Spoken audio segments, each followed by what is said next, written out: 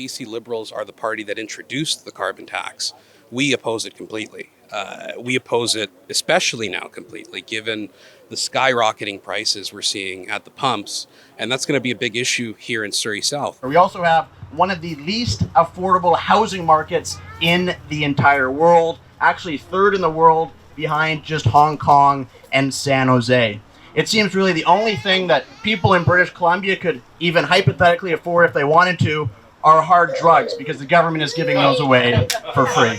We've been told talking about race or anything else is so divisive, it's toxic. Well, you know what leads to bigger problems? Not talking about it. When you ignore something, you let it balloon out of control.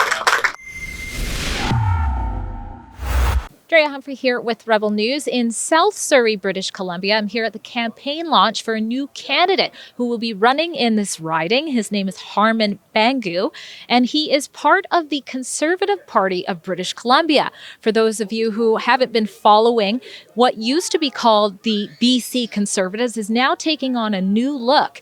After an annual general meeting that took place back in May, the board of this party that is breathing in a new look, new vision, and new life of sorts is from the group that was called Common Sense BC, which was spearheaded by Gunn, who ran to be in the leadership race of the BC Liberals. Bear with me now. Now, that's not the federal Liberals, that's the British Columbia Liberals, but was booted out of that race over nonsense. You can check that out. I'll link that in the description below if you want to follow out what happened there. And on the note of being kicked out of the BC Liberals, we want to ask the people here today what their thoughts are about the BC Liberals, which is supposed to include Conservatives, kicking out MLA John Rustad just recently for retweeting. That's right, retweeting Patrick Moore, the former co-founder of Greenpeace, tweet. I guess wrong think is enough to get you sent out these days. Oh, Canada, our home and native land, true patriot love in all our sons' command. He is a man of common sense and who is defined by what is true and what is right, not what is politically correct. Yay. So friends, please give a warm round of applause for the next MLA for South Surrey, Harman Bhangu.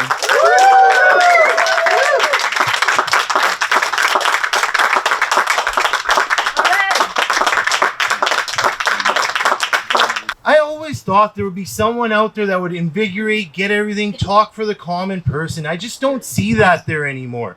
You know, there's no one out there for the blue-collar class, the men and women who build our streets, the men and women who educate us, and the ones taking care of our health care and everything else. I feel there isn't representation that understands their day-to-day needs. All right, here is Angelo Isadoro, and you have a couple of roles today, one that pertains to Harman, who's running in the by-election for South Surrey, as well as the new life being breathed into the Conservative Party. So tell us what you're doing here and what people need to know about now it is the Conservatives of British Columbia. Did I say it right? It is the Conservative Party of British Columbia. I am the membership chair of the party. I've been that since May. I'm also serving as Harman's communications chair alongside Gunn. And we're just really excited to give British Columbians a serious alternative when it comes to provincial politics, because for too long, they've sort of had the NDP and the NDP light, or, you know, this coalition of Conservatives and Liberals with the BC Liberals. But what we're noticing federally is that simply it's untenable for someone who supports the Conservative Party of Canada and someone who supports the Liberal Party of Canada to vote together provincially. We're just too polarized as a country. So I really think that we're following in the footsteps of the Quebec Conservatives, who are really surging and giving British Columbians an option. Here in British Columbia, the cost of living is really at unprecedented highs. It's out of control. We have the highest gas prices in all of North America. If I recall, I think it peaked at over $2.20 a liter. We also have one of the least affordable housing markets in the entire world, actually third in the world behind just Hong Kong and San Jose. It seems really the only thing that people in British Columbia could even hypothetically afford if they wanted to are hard drugs because the government is giving those away for free. All right, familiar face here on Rebel News, Aaron Gunn. Now, you've gone through a lot, including running to be in the BC Liberals, and they booted you out. You can catch the report on that. It was nonsense, if you ask me. So, rewinding the clock a little bit, ran originally for the leadership of the BC Liberal Party, which is supposed to be the center-right alternative in British Columbia. The idea was to win that and kind of move that party, change the name, move it in a conservative direction. They decided that they didn't want to even have that as a possibility, so they kicked me out of the race. So me and a bunch of my supporters created a group called Common Sense BC that was committed to creating a proper and legitimate conservative alternative for the next election, whether that be a new party or something else. What we've decided to do is join together with forces with the Conservative Party of British Columbia, rebrand it, rebuild it, reinvigorate it, and reignite it, really, which is kind of culminating today with the launch of Harman Bhangu, our candidate in South Surrey, in the by-election that's underway right now. I am all for building more hospitals, like the NDP has plans. But the thing is, how are we going to staff these hospitals if we already can't staff and operate right now as is? You can't just have a one-size-fits-all policy. We need to start broadening our horizons, think out of the box, and put out ideas that British Columbians can get behind because they have a common sense to them. And it's not about left and right. I'm really getting sick of this narrative. It's about the common person.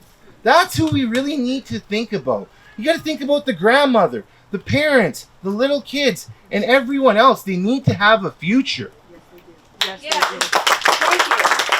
At kind of a 30,000 foot level, this is a proper and real conservative party. We're taking big stands on scrapping the carbon tax, serious healthcare reform, cracking down on violent crime, ending the ICBC monopoly, being proud to be Canadian and proud to be from British Columbia, not tearing down our history, for freedom of choice when it comes to medical decisions in your own body, scrapping all vaccine mandates, and especially hiring back the more than 2,000 nurses that healthcare workers that this government fired during a healthcare crisis. Healthcare is a massive issue right now in the province and in Canada. And frankly, the healthcare system has collapsed. The NDP has caused much of that, but the BC Liberals have sort of put in the infrastructure that has, emboldened this decision. If we rewind a little bit to last year, this province let go of countless healthcare workers who didn't want to disclose their private medical decisions. And Kevin Falcon supported that. Kevin Falcon supported the vaccine passports. He supported all the mandates. Of course, now he's saying that he's against them, but it's very convenient. At the end of the day, you have the NDP that's controlling the narrative in this province, and you have the BC Liberals who are currently obsessed with coming off woke and filled with social justice warriors, and they want to appear to be progressive. That's the biggest difference, is that we're simply not focused on that. We're focused on proper fiscal policy that'll make life easier for British Columbians and social policy that just promotes freedom. We think freedom is on the rise in this country, whether it's at the federal level, provincial level, whatever. And that issue is a central issue for Canadians and for British Columbians. The thing that people won't tell you about the carbon taxes, absolutely everything in our society that we consume is transported. And transportation takes fossil fuels, which leads to a carbon tax. The apples come from Okanagan to a distribution center. Then they go to a sorting facility. Every step. Then I drive to the store. I purchase the apples. And I drive back. Every step along the way, there is a carbon tax. No one wants to actually articulate things and let people know this. But it's become a huge cog in inflation. BC Liberals are the party that introduced the carbon tax. We oppose it completely. We oppose it especially now completely, given the skyrocketing prices we're seeing at the pumps. And that's going to be a big issue here in Surrey South. The carbon tax, whether federal or provincial, is nothing more than a cash grab on behalf of the government. So we oppose that completely. The interesting thing about British Columbia is it doesn't actually matter where you stand on CO2, because we have the perfect win-win solution right here in the province. We have almost an unlimited amount of natural gas in this province up by Fort St. John in the northeast. We have markets in Asia that desperately need Canadian energy. Natural gas is much cleaner than the coal that they use predominantly over there. If we get that natural gas over to Asia, it lowers carbon emissions. It's also good for our economy. It gets creates jobs, it brings in tons of tax revenue that we can build hospitals, schools, infrastructure, and all that stuff. So we actually have a win-win solution where it doesn't really matter where you stand on the issue. The solution should be to get as much of our natural gas as possible to overseas markets. We've been told talking about race or anything else is so divisive, it's toxic. Well, you know what leads to bigger problems? Not talking about it. When you ignore something, you let it balloon out of control. Now, Harman spoke a lot about divisive sort of ideologies and how there's just going to be a focus on bringing people together. It reminds me of what we just saw happen in the BC Liberal Party, which was MLA John Rustad get the boot for retweeting wrong think when it comes to the climate agendas that are sort of happening right now. I guess my first question is, what would you guys do differently to conservatives who think differently than maybe the caucus wants to focus on? How would you guys address that?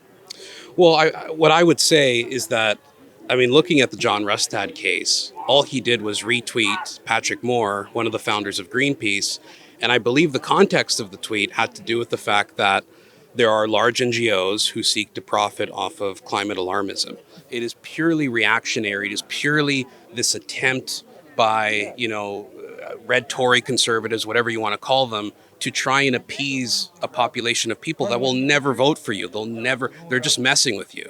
So at the end of the day, we believe in free speech. If you believe in free speech, you're welcome in the party. Obviously, there's a line. We've talked about that line. But for the most part, you're entitled to your own opinion. I want to bring everyone together. I want to bring the left, the right. Everyone needs to come together. We need to start having these conversations because that is the only way we get past this point. If we keep on going down this crazy rhetoric of calling each other names, degrading each other, and belittling each other, I don't think we're going to ever get anywhere. Then you'll see a great country like this fall apart. And that is the last thing I want to see. And that is something that I will fight for day in, day out. Because this is where I call my home. This is where I was born. This is where I was raised. My kids have been born here. My wife, my mom came here for a better life for her kids. She's been able to provide me that. And it's my responsibility to pass that on to the next generation. Did you know that Rebel News has a dedicated website to keep you informed on the latest with leadership races, including the federal Conservatives races? You can find this report you just watched and more at our special website called leadershipreports.ca. And you can also chip in a few bucks to help us cover the costs to bring you those reports.